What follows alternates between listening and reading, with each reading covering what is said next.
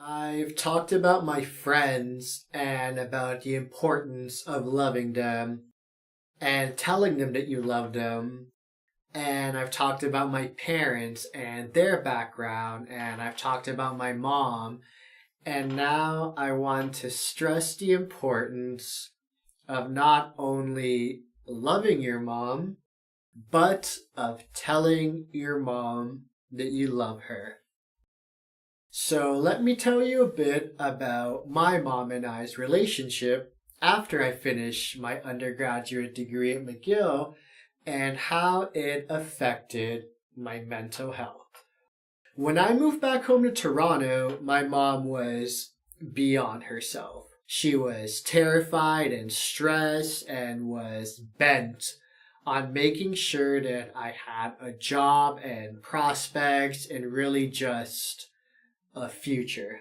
Through some connections at work, she got me an interview for this office job like 2 weeks after I moved home, and I didn't want to be working yet, but she pushed it on me and I took it, and it was a brutal experience, and her and I fought and argued and yelled and said awful things to one another during this time.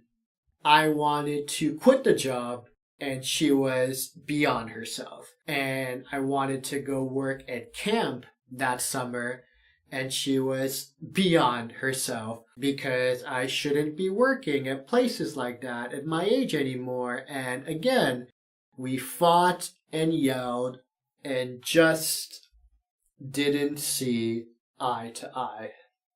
About 2 years after I finished my degree, around December 2015, I was really starting to flirt with hitting the breaking point with my mental health.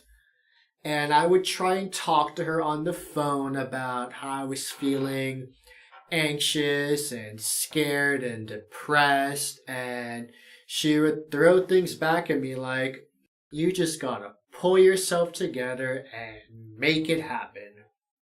And I was constantly torn with whether I was actually experiencing mental health issues and potential mental health illnesses, or whether, like my mom was insinuating, I just wasn't being tough enough.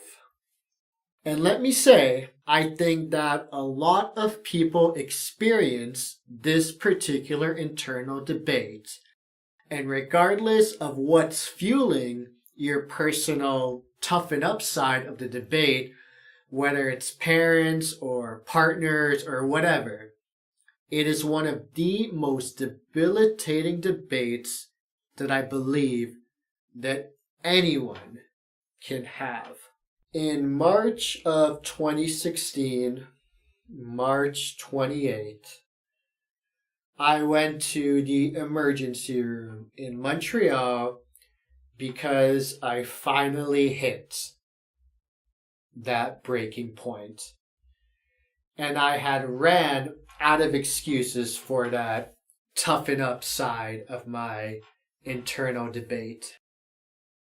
Something was officially up, and it had to be dealt with.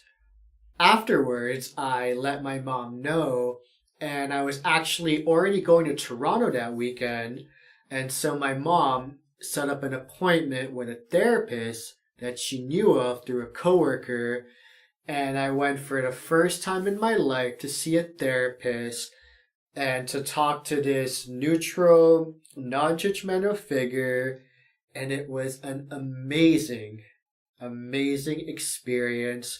And afterwards, since I had already told my work in Montreal that I would be leaving in mid-April, my mom and I decided that I should move back home to Toronto for the summer and before I went back to Montreal in September to start my master's. I initially wanted to travel solo for like 3-4 months before school started, but we decided that this would be the better choice. Leading up to my moving home to Toronto for all of summer 2016, all summer 16, playing dirty, not clean, I set some goals.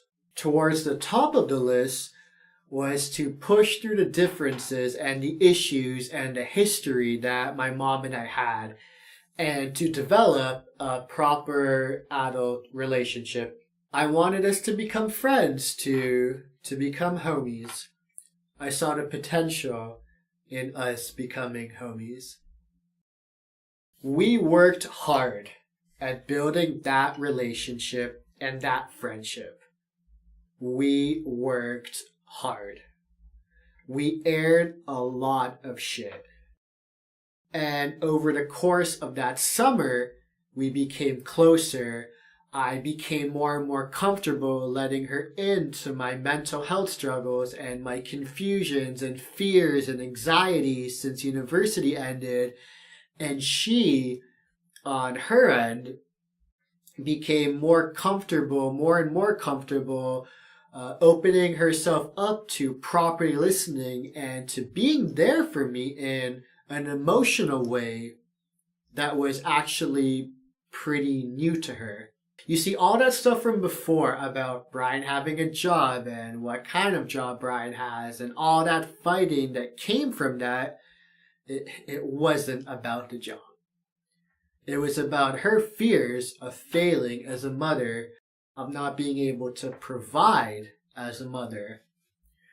We learned that summer that her biggest fear is that she won't be able to provide for me because she's not from this country, and unlike other parents who are from this country, she doesn't have a ton of resources and connections and advice and money to give me. We uncovered her deepest fear. Over the course of that summer and over the course of the following year, we got even closer. We became even closer friends. At the end of that summer, we went to the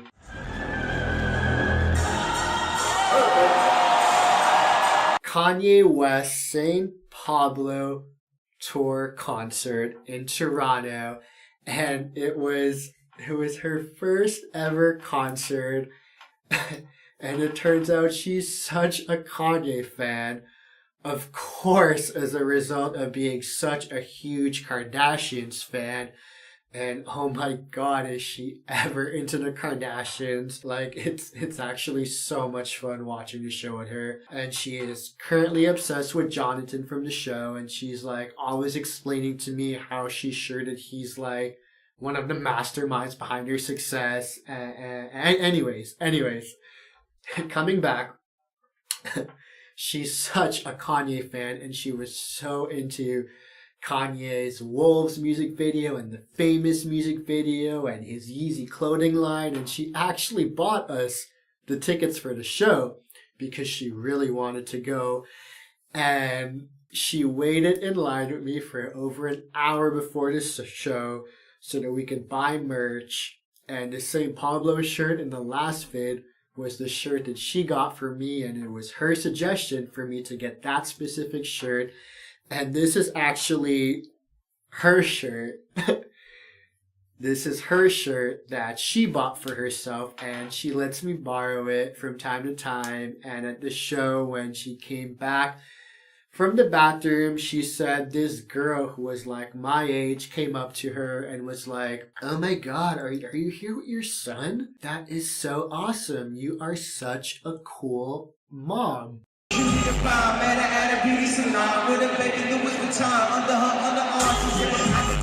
And for her, it was like the dopest compliment ever. And it was one of the best nights of my life and one of the best nights of her life. And like, something strange happened.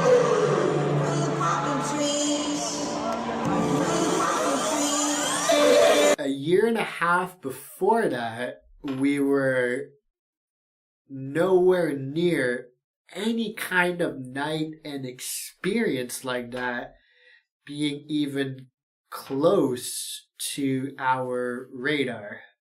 A year later, so this summer, 2017, I went to Chicago for a few days to meet up with one of my best friends and his girlfriend, and they had tickets to the music festival Lollapalooza from the Thursday to the Sunday, and I had just gotten a Thursday ticket, and my mom came up that Friday. She drove all the way to Chicago from Toronto, and we hung out together, just the two of us, that Friday evening.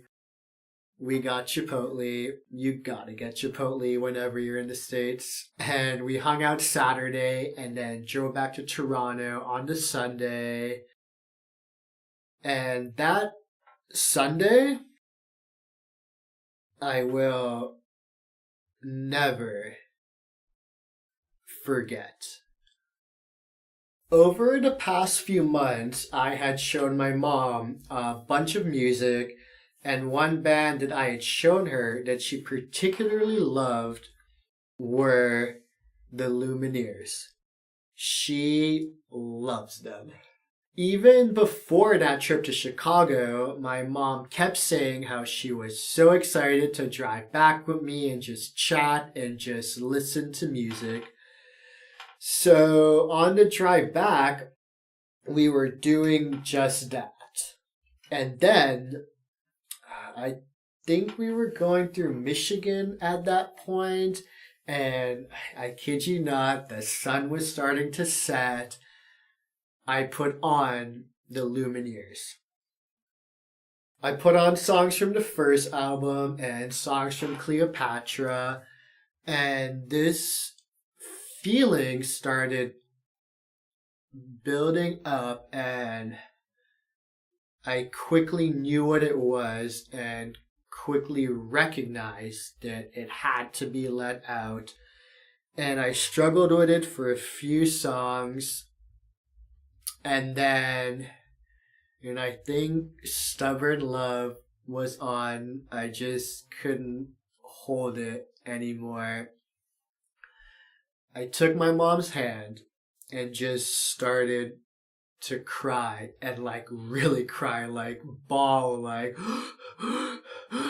and he even just started saying, I love you so much, Mom, I love you so much, you don't understand, I love you so much. I just kept saying it, and she just listened and recognized that her role right now in this moment was to let me express and to let things out. And this, I love you, this lasted for a few minutes. I don't really know. It was just one of those moments that, I don't know how long it lasted. One of those moments that doesn't come around very often. Those moments that you just really can't explain and do justice. Moments that really feel like an outer body experience that just like transcends space and time. What I just described probably made no sense, and that's the point. So after a few minutes, I calmed down, I stopped crying, and apart from only one other moment in my life, I had never felt this one with myself and this at peace. In that moment, I had broken past all my defenses, all my resistance, and just put myself out in such a vulnerable way. I truly would just pure raw emotion express to my mother how much I loved her. It still gives me chills. Oh, the Lumineers. Heaven help a fool who falls in love. Of course, it wasn't the first time that I had told her I loved her, And we have had beautiful moments before where we've expressed ourselves to one another, but I had never had that kind of release in terms of expressing my love for my mother.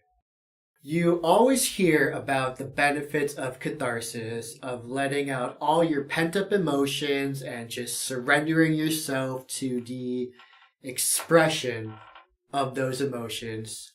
I find that you don't hear a lot about the release of pent up positive emotions. And I think that this kind of release is just as important. So many of us, myself included, walk around and go about our day-to-day lives with not just pent-up negative emotions, but with pent-up positive emotions as well. When was the last time that you fully let down your guard and open yourself up to all the positive feelings lurking inside of you? If it hasn't been for a while, or maybe even ever, trust me, give it a shot. Surrendering yourself to the positive feelings inside of you and letting them out and expressing them and getting lost in the cathartic release is one of the most beautiful things you'll ever experience. I will never forget that drive from Chicago to Toronto. Ever. After university, my mom and I had quite the turbulent relationship, which definitely affected my mental health. We have since worked on it, and we have since built a beautiful relationship. And that buildup was, in a way, capped off with my cathartic release in that car during that drive. A lot of life, simply put, is tension and release. A lot of us have this tension resulting from actual positivity. And what should we do with it? We should release it and just bask in the ensuing mental health benefits. So the reason that this video is called Love You More is because, because of this necklace.